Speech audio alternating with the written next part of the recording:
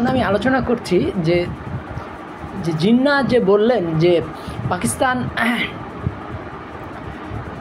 আমি আর আমার স্টোনও বানাইছি, তো এইটা কিন্তু খারাপ কথা না, এটা হলো কি একটা ভালো কথার একটা নেতৃত্ব দেওয়ার একটা চেষ্টা, যে তোমরাও নেতৃত্ব দাও, তোমরাও সফল হবা। যেমন উত্তর ভারতে কিন্তু এই কথাটা মজরু সুলতানপুরি বলতেন যে মা একলাই চালাতা জানিবে মঞ্জিল বাগার, লোক আতে গায়ে কারোয়া বান্তা গায়ে। আমি একলাই যাচ্ছিলাম লক্ষ্যের দিকে, মানুষ আমাকে ফলো করতে থাকলো এবং একটা ক্যারাভ্যান হয়ে গেল। তো ইকবালও কিন্তু বলেছিলেন যে নাম কি বলে, মুল্ক কম কে আহে কম কা ইমামাত কে আহে ও কে জানে দোরাকাতক ইমাম, যে এই জাতি কি, জাতির নেতৃত্ব দেওয়া কি, এইটা দুই রাকাতের ইমাম কীভাবে জানবে? তাই জাতির নেতৃত্ব দিয়েছিলেন কিন্তু জিন্নাহ, এবং এর পিছনে কিন্তু এবং যে আরেকটা জাতির নেতৃত্ব, ভারতীয় জাতির নেতৃত্ব দিয়েছিলেন মহাত্মা গান্ধী, এবং দুজনের পিছনেই ছিলেন আল্লামা ইকবাল। তা আল্লামা ইকবাল যে মহাত্মা গান্ধীকে বলতেন কামাল ওয়াকার মার্দ, যে যার পূর্ণ পুরুষ সম্মানিত মানব, পূর্ণ মানব সম্মানিত মানব। তাহলে এই যে আর এই যে এই ফকিরি বেশ ধরেছিলেন কে, মহাত্মা গান্ধী, এটা কিন্তু ইকবালের কথা অনুসারে। ইকবাল সবসময় ফকিরের জয়গান গেয়েছেন। তিনি বলছেন যে তুমি যদি সম্রাট হও, তোমার অন্তরে একজন সুফি বা ফকির রাখো। তাহলে এই জিনিসটা আমাদের খেয়াল রাখতে হবে যে উত্তর ভারত দক্ষিণ ভারত কিন্তু প্রচণ্ডভাবেই নেতৃত্বের গুণাবলী ঢুকিয়ে দিয়েছিলেন কি ইকবাল। কাজে ইকবালের এই কথা অনুসারেই বলেছিলেন, মানে কী বলে, এই নাম কি বলে, জিন্নাহ বলেছিলেন যে আমি আর আমার স্টোনও পাকিস্তান তৈরি করেছি। তার মানে কি, যে নেতৃত্বটা আমি ছিলাম সামনে। তো এই জিনিসটা কিন্তু এই নেতৃত্ব জিনিসটাই কিন্তু উত্তর ভারত বারবার করে প্রচার করেছে যে নেতৃত্ব একটা বিরাট জিনিস, নেতৃত্ব গ্রহণ করতে হবে, নেতৃত্ব গ্রহণ করতে পারলেই জাতি হিসাবে আমরা সফল হব। তো এই নেতৃত্ব জিনিসটা যখন আমরা গ্রহণ করতে পারবো, তখন কিন্তু আমরা জাতি হিসাবে আমরা সফল হব। তাহলে এই নেতৃত্ব জিনিসটা কী, এটা আমাদের আগে বুঝতে হবে। নেতৃত্ব হলো একটা বিরাট ব্যাপার, সেটা ভালো কাজের নেতৃত্ব, সেটা পাকিস্তান প্রতিষ্ঠার নেতৃত্ব। যেমন ঈশের গানেই আছে যে নাম কি বলে, উত্তর ভারতের গানে আছে যে নাম কি বলে, জাগৃতি মুহিতে, যেটা পাকিস্তান আমার নকল করছিল বেদারিতে। তো ওখানে মানে ইকে কথা বলা হচ্ছিল মহাত্মা গান্ধীকে যে হাম লায়ে হে তুফান সে কিস্তি নিকালকে ইস দেশ কো রাখনা মেরে বাচ্চো সামালকে, মানে আমরা ঝড়ের কাছ থেকে মানে তুফান বের করে নিয়ে আসছে, তুফানের কাছ থেকে আমরা নৌকা বের করে নিয়ে এসেছি, তোমরা এই দেশটাকে সামলিয়ে রেখো। তো এটাই কিন্তু আবার পাকিস্তান যখন এটা কপি করলো, সেটা আরেক রকম হয়ে গেল।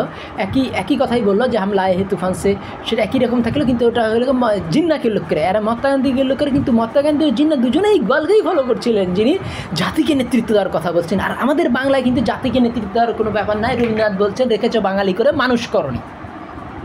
এই নাম কি মানে মুখ্যমিলার বলেছেন আর্য তাই শুনে ছেড়েছি কার্য, হ্যাঁ আর্য বলে করেছি, মানে ব্যঙ্গ কবিতায় বাঙালিকে যত রকম। আর ওখানে ইকবাল কী করছেন, উৎসাহ দিচ্ছেন নাও যাওয়া মুসলিম তাদা বুরভি কে তেনু কে গর্দুন থাতু জিসকা টুটা হুয়া তারা। ইকবাল বলতেছেন যে এই নতুন যুবক মুসলিম, তুমি কেমন চিন্তা করেছো, তুমি কোন আকাশ থেকে ঝরে পড়া তারা, তোমার কাজের জন্য আসমানে দি হামকো দে মারা আসলাফ গাওয়া দি মিরাস जो हमने पाई थी अशलाफ से पाई थी, তারপর কি যে আসমানে হামকো দে মারা। তাহলে কি আসমান কি করলো, আমাদেরকে ছুঁড়ে ফেলে দিল আমাদের কৃতকর্মের জন্য, আমরা আর আকাশে তারা হতে পারলাম না। এই জন্য কিন্তু উর্দুতে বা হিন্দিতে একটা প্রবাদ আছে, আসমান সে টপকা খাজুর মে আটকা। তাই এই যে ওরা কী করছে, বলছে যে তোমার শুরুয়াত কত চমৎকার, তুমি একজন মুসলমান, গোটা জার্মানি তোমাকে স্বীকার করতেছে, তুমি পৃথিবীর শ্রেষ্ঠ জাত, পৃথিবীর শ্রেষ্ঠ জ্ঞানী জার্মানরা স্বীকার করছে, মুসলমানরা পৃথিবীর শ্রেষ্ঠ জাত বা অ্যাটলাসের জাত। সেই মুসলমান আজকে পড়াশোনা করছে না, সেই মুসলমান আজকে যারা ইউরোপকে শিখালো পড়াশোনা, যারা হিন্দুদেরকে শিখালো পড়াশোনা, তারা কি করছে, আজকে পড়াশোনা করতেছে না মুসলমানরা। তো এটাই ইকবাল বারবার খেদের সঙ্গে উল্লেখ করছেন। তা এই খেদে ওই কথাটাই তিনি ইকবাল বলতেছেন যে আমি কী করতেছি, যে নাম কি বলে, আমি আমার স্টোনও মিলা পাকিস্তান তৈরি করেছিলাম। তো এইটাকে ভুল বোঝার একটা স্কোপ আছে, এটা ভুল বোঝার কোনো স্কোপ নাই। কারণ এই জিন্নাহ কিন্তু আরেকটা কথা বলেছেন যে পাকিস্তানের গভর্নর জেনারেল হওয়া বা প্রধানমন্ত্রী হওয়া, তার থেকে আমি আর যদি আমাকে অপশন দেওয়া হয় যে পাকিস্তানের প্রধানমন্ত্রী হবা বা হবা, নাম কি বলে, তুমি পাকিস্তানের প্রধানমন্ত্রী হবা না তুমি হবা, ওই যে নাম কি বলে, যে এই ইকবালের কবিতাগুলো নেবা, তাহলে আমি অবশ্যই ইকবালের কবিতা নেব, পাকিস্তানের প্রধানমন্ত্রিত্ব নেব না। তাহলে এই যে জিনিসগুলো তাহলে বুঝতে হবে যে মহাত্মা গান্ধী এবং জিন্নাহ কোন পর্যায়ের নেতা ছিলেন। তারা ইকবালকে ফলো করতেন, তারা আত্মোৎসর্গকারী ছিলেন। জিন্নাহ এবং মহাত্মা গান্ধী তাদের প্রপার্টি দিয়ে গেছিলেন, নাম কি বলে, শিক্ষা প্রতিষ্ঠানগুলোতে উইল করে দিয়ে গেছিলেন। তাহলে বুঝতে হবে যে ওখানে নেতৃত্ব জিনিসটা কী ছিল, আর আমাদের এখানে মানে এই নেতৃত্ব জিনিসটা, ওই জিনিসটা আমরা বুঝি না। নেতৃত্ব আমাদের এখানে দুর্নীতির সাথে সম্পর্ক হয়ে গেছে। আমাদের এখানে সবাই কিন্তু এই রবীন্দ্রনাথ দ্বারা উদ্দীপ্ত হয়, উত্তর ভারত দক্ষিণ ভারতে হিন্দু মুসলমান নির্বিশেষে সবাই ইকবাল দ্বারা উদ্দীপ্ত হয়। তো এখানে এই রবীন্দ্রনাথের ওই যে ব্যঙ্গাত্মক কথাবার্তাগুলো রেখেছো, বাঙালি করে মানুষ করনি, তাই বাঙালি কি মানুষ না? বা কি মুখ্যমূল আর বলেছেন আর্য তাই শুনে ছুঁড়েছি কার্য, আর্য বলে করেছি ধার্য। তারপরে নাম কি বলে, পড়িয়ার বেড়ে যায় রোজ, হ্যাঁ, ঠ্যাঙা দিয়ে যেমন আম পড়ে আমরা রাজার মাথা আনিব পেরে। এই যে ব্যঙ্গাত্মক কথাবার্তাগুলো, এগুলো কিন্তু রবীন্দ্রনাথের স্বভাব ছিল। এবং এই ব্যঙ্গাত্মক কথার ফলে কোনো জাতি উন্নতি লাভ করতে পারে, উন্নতি লাভ করে যে জাতিকে নোবেল এবং সাবলাইম বলা হয়, জাতিকে মানে অভিজাত এবং তাকে ডিভাইন বলা হয়। তখন একটা জাতি, যেটা কে বলেছিলেন, যেটা বলেছিলেন কান্ট, ইমানুয়েল কান্ট থেকেই জার্মান জাতির উদ্দীপনা, জার্মান জাতির শ্রেষ্ঠত্ব। তো এই বাঙালি, এই উত্তর ভারত দক্ষিণ ভারতের শ্রেষ্ঠত্বের কারণ হলো ইকবাল।